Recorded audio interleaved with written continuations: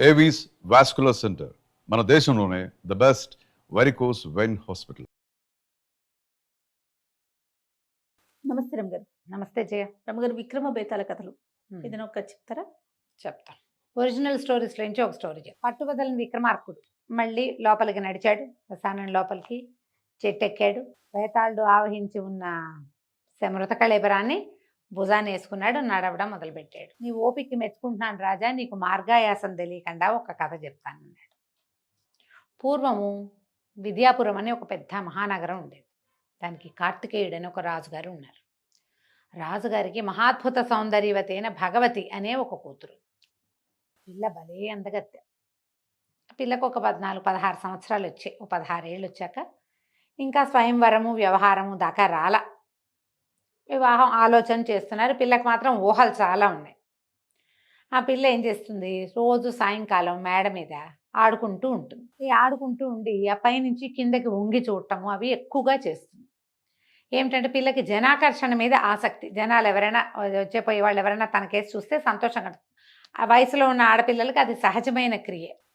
అందుకని ఈ దాసదాసి జనం కూడా ఆ అమ్మాయి ఎంతసేపు కిందకు చూస్తుంటే కాదనేవాళ్ళు కాదు. సరదా పడుతోందిలే, ఏముందా వివాహం కాస్త అయ్యాక ఆవిడ అంతఃపుర స్త్రీ అయిపోతుంది అని చెప్పి ఊరుకునేవాళ్ళు. అయితే ఒకరోజు సాయంకాలం మేడల మీద ఆటలాడుకుంటూ ఈ అమ్మాయి కిందకి వంగి చూస్తుంటే ఆ దారిన పోతున్నటువంటి ఒక బ్రాహ్మణ యువకుడు మాధవుడు అనేవాడు కింద వెళ్తూ కనపడ్డాడు. ఆ అబ్బాయి కేసే చూస్తుంది. ఆ పిల్లాడు ఏదో చూస్తూ పైకి చూశాడు. ఈ అమ్మాయి కనపడింది. చూసుకుంటూ నడుచుకుంటూ పోయాడు. అక్కడ దాకా వెళ్ళాక మళ్ళీ చూద్దామనిపించింది. ఈ అమ్మాయి వెనక్కి వెళ్ళిపోయింది. మళ్ళీ వాడు వెనక్కి వచ్చాడు. ఈ అమ్మాయి అబ్బాయి ఉన్నాడో లేదో చూద్దామని మళ్ళీ చూస్తే వాడు వెనక్కి వస్తూ కనపడ్డాడు. వాడు అటు నడిచి ఇటు నడిచి ఇటు నడిచి అటు నడిచి 10 సార్లు అక్కడే పచారులు చేస్తే ఆ పిల్ల పైనుంచి కిందకు చూస్తూ ఇక వాడి చూపులు మార్చుకున్నారు ఇద్దరు. ఆ ఊళ్ళో ఏదో ఒక పెద్ద జాతర లాంటిది జరిగింది. ఈ జాతర చూడ్డానికి రాకుమార్తెని కొద్దిపాటి పరివారంతో పంపించారు రాజుగారు. నలుగురిలోకి వెళ్ళాలి కదా. వెళ్తే ఈ జాతరలో అర్చన చేసే బ్రాహ్మణ సమాజంలో ఒక పెద్ద ఆయన కుమారుడే ఈ మాధవుడు. ఈ భగవతిని ఆ అమ్మాయి రాజకుమార్తె వస్తుందని తెలిసి వాడు అక్కడే కాపు కాసి ఆ అమ్మాయి కళ్ళలో కళ్ళు పెట్టి చూడడం, అటు ఇటు నడిచారు, చూసుకున్నారు. ఎట్లా రాజకుమార్తె దగ్గరికి వెళ్ళాలి. ఆమె చుట్టూతో 10 మంది దాదులు, 25 మంది చెలికత్తెలు, 100 మంది సైనికులు, కత్తి కటార్లు పుచ్చుకున్న వాళ్ళు. చూడగలడు కానీ ఇంకేమీ చేయలేడు. ఆ అమ్మాయిని ఎక్కడో రాశాడు కలుద్దామా అని. ఆ అమ్మాయి కలుద్దాము అని రాసింది. కానీ ఎక్కడ ఆ అమ్మాయికి తెలియదు, వీడికి తెలియదు. ఇలా అవకాశం వచ్చినప్పుడల్లా ఎంతసేపు ఒకళ్ళనొకళ్ళు చూసుకుంటూ ఉండేవాళ్ళు. వ్యామోహం పిచ్చి పిచ్చిగా పెరిగిపోయింది. ఎలాగైనా రాజకుమార్తెని చేరాలని ఉంది వాడికి. అయితే వాడు ఏం చేశాడు, తమకి స్నేహితుడైన ఒక స్నేహితుడు ఒక చోటకి వెళ్తూ ఉంటాడు, ఒక యోగిని కలవడానికి. ఆ యోగి దగ్గరికి ఈ మాధవుడు కూడా 2-3 సార్లు వెళ్ళాడు. వెళ్ళినప్పుడు ఆయన ఏం చెప్పాడో సందర్భంలో, తీవ్రమైన కోరిక దేని మీదైనా ఉంటే ఆ కోరిక తీర్చేసుకోవాలి అని చెప్పాడు. చెప్తే వీడు ఆ యోగి దగ్గర ఓపెన్ అయిపోయాడు. నాకు రాకుమార్తె మీద ఉంది తీవ్రమైన కోరిక, ఆమెను కలుసుకోవాలనుంది, అది ఎలా కలుసుకోవాలో తెలియటం లేదు అని మీరు ఏదైనా సహాయం చేయండి అని కాళ్ళు పట్టుకున్నాడు. యోగి అన్నాడు, ఓ పంచి, నువ్వు స్త్రీ వేషం వేసుకో, నువ్వు నా కూతురు అని చెప్పి రాజుగారికి అప్పచెప్తా. రాజుగారు ఆడపిల్లలు ఎవరైనా కనుక తనకు అప్పచెప్పబడితే వాళ్ళని తీసిపోయి అంతఃపురంలో పెడతాడు. కన్యాంతఃపురంలోకి ఆటోమేటిక్గా వెళ్ళిపోతావు. నువ్వు రాజకుమార్తెతోటి కావలసిన నాళ్ళు గడుపు, నేను 6 నెలల తర్వాత 3 నెలల తర్వాత వచ్చి నిన్ను వెనక్కి తీసుకుంటా అని చెప్పి కుర్రాడు ఒప్పుకున్నాడు. రాజకుమార్తెకి ఈ ఏర్పాటు తెలియదు, ఆవిడ తెలియదు, వీడే ఏర్పరిచాడు. వీడి తెలివితేటలే అనమాట. ఈ మాధవుడు ఏం చేశాడు, ఆ యోగితో కలిసి ఆడవేషం వేసుకుని ఆడపిల్లలాగా చక్కగా ఓణి అది వేసుకుని తలకేదో పెట్టుకుని వెళ్ళాడు. వెళ్తే యోగి రాజుగారికి నమస్కారం చేసి, బాబు నేను హిమాలయాలకి తపస్సుకి వెళ్తున్నానండి, 4 నెలల్లో తిరిగి వస్తాను, 4 నెలల పాటు నా పిల్లని రక్షించండి, మీ దగ్గర ఉంచుకోండి. ఈ వచ్చిన పిల్ల ఎట్లా కనపడుతోంది, ఓ 16 సంవత్సరాల ఆడపిల్ల, కన్య, అంటే వివాహం కాలేదు. రాజుగారు అన్నారు, అయ్యో అలాగే మా భగవతితో పాటే మీ అమ్మాయి కూడా ఉంటుంది, నేను రక్షిస్తానుగా అన్నాడు. మాధవి అని పేరు పెట్టి ఈ మాధవుణ్ణి అంతఃపురంలోకి ప్రవేశపెట్టారు. వీడు లోపలికి వెళ్ళాక ఈ మిగిలిన ఆడవాళ్ళకి ఎవరికీ తెలియకుండా ఒకనాటి రాత్రి తన స్వరూపం చూపించేశాడు యువరాణికి. ఇక ఇద్దరు కలిసి ఉండటం మొదలుపెట్టారు. పగల ఆడవేషంలో తిరిగేవాడు, రాత్రి తన వేషంలోకి దిగిపోయేవాడు. రాజకుమార్తెతోటి స్వేచ్ఛా విహారం చేసేడు వాడు. 2 నెలల పైన గడిచినాయి. ఇంతలో ఏమైంది, ఈ రాజుగారికి మంత్రి గారు ఉన్నారు కదా, మంత్రులు ఉంటారు ప్రతి రాజ్యంలో. మంత్రి గారి కుమారుడు గుణశర్మ.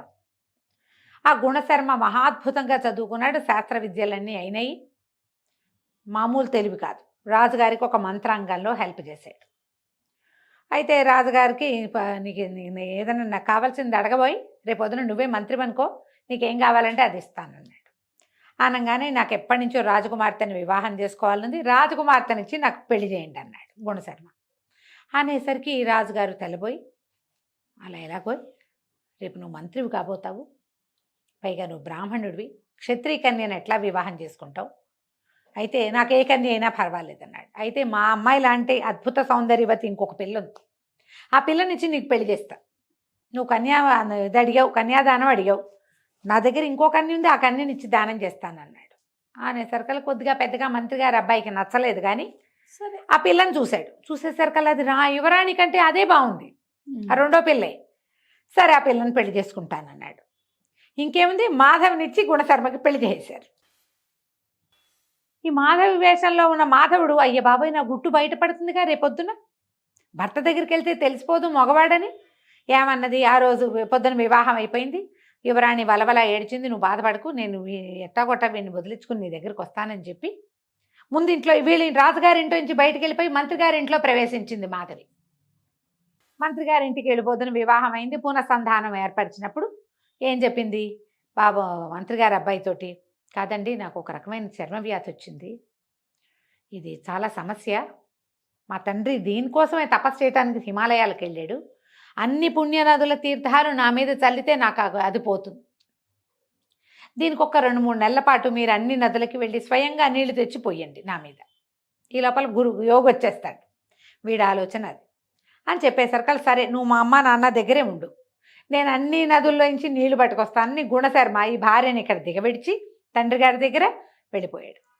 ఇప్పుడు మంత్రి గారి కోడలు రాజుగారి అమ్మాయిని కలుసుకోవడానికి వీల్లేదు. ఇంతకుముందు ఆ అమ్మాయి కన్య, ఈ రెండోది కన్య, కాబట్టి ఈ 2 కన్యలు కలిసి ఒక గదిలో ఉండొచ్చు. ఇప్పుడు అమ్మాయి వివాహిత, మంత్రి గారి కోడలు, అక్కడ వాళ్ళ ఇంట్లో పెద్దవాళ్ళని చూసుకోవాలి, గృహిణీ ధర్మాలన్నీ నిర్వర్తించాలిగా. ఈ నిర్వచనం కోసం ఆ అమ్మాయి అక్కడ ఉండిపోయింది. యువరాణి మళ్ళీ ఖాళీగా ఉంది. కొన్నాళ్ళు ఒక 2-3 నెలలు ఇతనితో గడిపింది, సరదా తీరి ఊరుకుంది. ఇంతలో ఏమైంది, యోగి వచ్చాడు వెనక్కి. ఇంకో 2 నెలలు గడిచేసరికల్లా ఏమన్నాడు, యోగి తనతో పాటు ఒక శిష్యుడిని తీసుకొచ్చి మహారాజు గారి దగ్గరికి వెళ్ళి, అయ్యా మా అమ్మాయిని మాకు పంపించండి, పిల్లకి ఇంకా ఉండని ఇక్కడే రాజుగారి నిర్ఘాంతపడిపోయి ఏం చెప్పాలా అని పిల్లకి పెళ్లి చేసేసాడు. తన కూతురు బదులు ఆ పిల్లకి పెళ్లి చేశాడు. ఈ లోపల యోగి గారు అన్నాడు, మరేం లేదండి, ఇగో నా శిష్యుడు, వీడు నాకు చాలా ప్రీతముడైన వాడు, వీడికి నా విద్యంతా నేర్పించా, నా తపస్సంతా ధారపోసా, మీరు మా పిల్లని కనుక నాకు అప్పచెప్తే పిల్లనిచ్చి వీడికి ఇచ్చి పెళ్లి చేస్తాను అన్నాడు. అనగానే రాజుగారు గతుకుమన్నాడు. ఆ పిల్లకేమో తను పెళ్లి చేసేసాడు. ఏమన్నాడు, అయ్యా క్షమించండి, ఏదో ఒక పరిస్థితిలో మా మంత్రి కుమారుడికి ఇచ్చి మీ అమ్మాయినిచ్చి వివాహం చేశాను, మీరు ఇతరత్రా భావించవద్దు, రాకుమార్తెనిచ్చి మీ శిష్యుడికి పెళ్లి చేస్తాను నేను. ఇప్పుడు నేను మాట తప్పే పరిస్థితి వచ్చింది, ఇంకో దారి లేదు, కాబట్టి ఇక తప్పనిసరి అయినా సరే మీకు ఇచ్చి మీ శిష్యుడికి ఇచ్చి వివాహం చేస్తానని పొద్దున్నే పెళ్లి చేసేసాడు. అన్ని తొందరైనా పెళ్ళైపోయింది.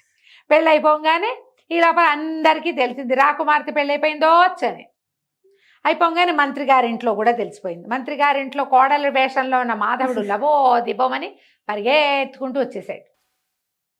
రాకుమార్తెకి పెళ్ళి ఎలా చేస్తారు, నేను ఆమెను ప్రేమించాను, నేను ఆమెతో గడిపాను, ఆమె నాతో గడిపింది, ఈ పెళ్లి చెల్లదు, ఈ పిల్ల నాది అన్నాడు. రాజుగారి నెత్తి మీద చేతులు పెట్టుకుని కూర్చున్నారు. ఇక్కడ దాకా చెప్పాడు పేతాళ్ళు. ఇప్పుడు చెప్పు, రాకుమార్తె ఎవరికి చెందుతుంది, మాధవి స్వరూపంలో ఉన్న మాధవుడికా, యోగి గారి శిష్యుడికా అనేసరికి విక్రమార్కుడు అన్నాడు, అమ్మాయితో నువ్వు ఎలా గడిపావనేది కాదు, శాస్త్రవిహితంగా వివాహం జరిగిందా లేదా అనేదే ముఖ్యం. అమ్మాయిని తండ్రి కనుక కన్యాదానం చేస్తే ఆ పెళ్ళే చెల్లుతుంది. అమ్మాయితోటి దొంగతనంగా వాడు ఎక్కడో ఏదో చేస్తే దాన్ని పెళ్ళి అనడానికి వీల్లేదు. గాంధర్వ విధిని వివాహం చేసుకుంటే వేరే కథ. ఇది వివాహం జరగల, ఇవి నాతో గడిపింది అంటున్నాడు.